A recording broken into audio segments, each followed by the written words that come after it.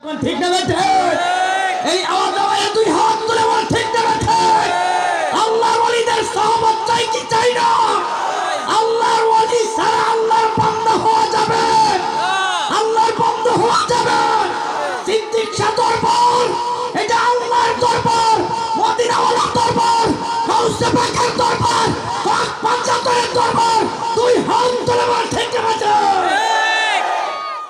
সন্দেহ আছে না জোরে এখন সন্দেহ আছে সন্দেহ নাই এই জন্য তার সঙ্গে রাখো একটা এসকের বাতি জ্বালায়া দাও ও দয়াল চান আমার অন্তরে কথা কোন ঠিক না ঠিক আরে সেই বাতি জ্বালাইয়া আমি খুঁজব দয়াল নবীরে ওরে সেই নূরের জ্বালাইয়া খুঁজব আমি নবীরে একটা প্রেমের বাতি জ্বালাইয়া দাও ও দয়াল চান আমার অন্তরে একটু মহব্বতে জিকির করেন আল্লাহ আল্লাহ আল্লাহ আল্লাহ আল্লাহ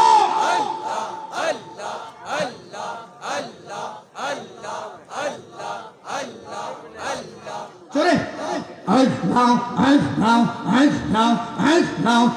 now, একটা এশকের বাতি জ্বালাইয়া দাও ও দয়াল চান আমার অন্তরে একটা নূরের বাতি জ্বালাইয়া দাও ও শফিক চান অন্তরে আমি সেই বাতি জ্বালাইয়া দেখব আমার দয়াল নবীরে হায়রে সেই বাতি জ্বালাইয়া দেখব আমার দয়াল নবীরে একটা প্রেমের বাতি জ্বালাইয়া দাও ও শফিক চান অন্তরে মাশাআল্লাহ আল্লাহ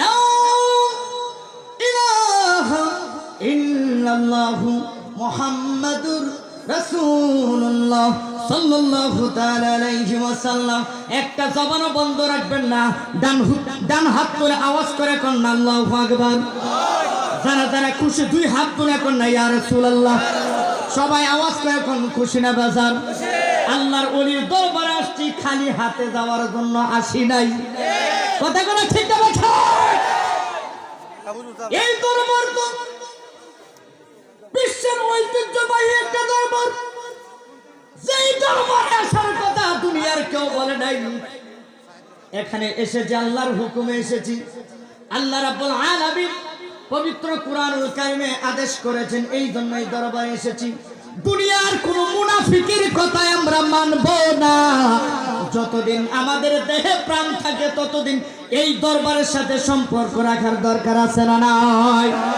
আর করে বলেন আছে না নাই কারণ এই দরবারে যা ভক্ত আছে তারা ভালো করে জানে এই দরবারের সাথে সম্পর্ক রাখা মানে আল্লাহর সাথে সম্পর্ক রাখা কথা কোন ঠিক না ঠিক আল্লাহু আকবার ইয়া রাসূলুল্লাহ সিদ্দিকের দরবার শরীফ জিন্দাবাদ জিন্দাবাদ কারণ এই দরবারে গোলামের সম্পর্ক শুধু দুনিয়ায় নয় তাদের সম্পর্কে লৌহে মাহফুজের সাথে কথা কোন ঠিক না ঠিক কারণ ওলি আল্লাহর চরণে না গেলে আপনি আল্লাহ পর্যন্ত পৌঁছতে পারবেন না আল্লাহ পর্যন্ত পৌঁছতে চাইলে আপনি দুনিয়ার নাম্বার 1 চোর হইতে চাইলে একজন ভালো চোরের সাথে আপনার সম্পর্ক রাখতে হবে কথা কোন ঠিক না ঠিক আপনি দুনিয়ার ভালো রাজমিস্ত্রি হতে চাইলে ভালো একটা রাজমিস্ত্রির সাথে আপনার সম্পর্ক রাখতে হবে আর যদি আল্লাহ ওয়ালা হতে চান আল্লাহর প্রিয় বান্দা হতে চান মদিনা ওয়ালা গোলাম হতে চান তাহলে সিদ্দিক শাহ দরবারে আসতে হবে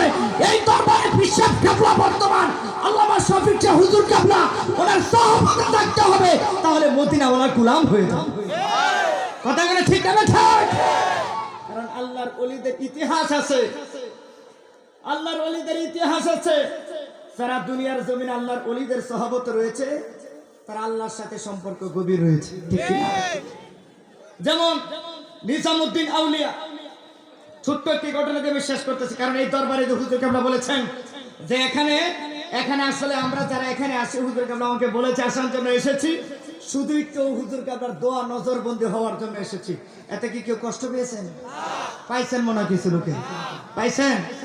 আপনার কষ্টতে আমার কিছু আসে যায় না। হুজুর যদি হুজুর কাবলা যদি আমার প্রতি খুশি থাকে তাতে আলহামদুলিল্লাহ। কারণ যেহেতু আমার মা, আমার কলিজার টুকরা মা জননী যেহেতু এই দরবারের একজন গোলাম, সেই হিসাবে আমি একজন গোলাম। কথা কোন ঠিক আছে? ঠিক। আমি ছোট্ট একটা ঘটনা বলতেছি। নাসিরউদ্দিন সিফাত সালাহ রহমাতুল্লাহ আলাইহি, ওনার কাছে একজন মুরিদ হইলেন। মুরিদ হইলে কি হয় দেখেন, একজন মুরিদ হইলেন, যিনি মুরিদ হলেন তিনি সাধারণ কোনো ব্যক্তি না, তিনি হচ্ছেন আমির খুসরো রহমাতুল্লাহ।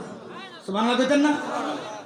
মুরিদ হওয়ার পরে হযরত নাসিরউদ্দিন সিফাত সালাহ রহমাতুল্লাহ আলাইহি উনি একজন আল্লাহর মহান ওলির কাছে মুরিদ হয়েছিলেন। নিজামউদ্দিন আউলিয়া, নিজামউদ্দিন আউলিয়ার কাছে মুরিদ হলেন। মুরিদ হওয়ার পরে নিজামউদ্দিন আউলিয়া তাকে বললেন যে বাবা, তুমি আমার কাছে মুরিদ হয়েছো, তুমি যেই দেশে থাকো এই দেশের পার্শ্ববর্তী এলাকায় একজন বড় একজন আল্লাহর বন্ধু আছে, তার সাথে তুমি সাক্ষাৎ করিও। সুবহানাল্লাহ বলতেন না? এটা হক্কানি ওলি আল্লাহদের সহবত। কারণ হক্কানি ওলি আল্লাহ যারা, তারা সব দরবারে তাদের মুরিদদেরকে আশা দেওয়ার কথা বলবে, আর বন্ড যারা তারা শুধু বলবে তারা আমার দরবার ছাড়া আর কোনো দরবারে দেওয়া যাবে। কথা কোনো ঠিক হবে? ঠিক। নিজামউদ্দিন আউলিয়া উনি যখন বললেন, এ বাবা, তোমার দেশে একজন বড় একজন আল্লাহর মহান ওলি আছে, তার দরবারে চলে যাও, তার সহবত নিবা তুমি। সাক্ষাৎ করলেন। সাক্ষাতের পরে এইবার আমির খুসরো রহমাতুল্লাহি আলাইহি ওই পীরের কাছে গেলেন। ওই পীরের নাম হচ্ছে ওয়ালি কলন্দর। ওনার কাছে যাওয়ার পরে যাইয়া বললেন, ও হুজুর, আমার মহান মুর্শিদ কেবলা বলেছে আপনি নাকি বড় ওলি, আপনার সাথে একটু সাক্ষাৎ করার জন্য আসলাম। এইবার ওই আমির খুসরো রহমাতুল্লাহি আলাইহি বললেন, হুজুর, আমার পীর কোন জায়গায় আছে একটু বলে দেন। আমার পীর কত বড় মাফের আলেম একটু আমি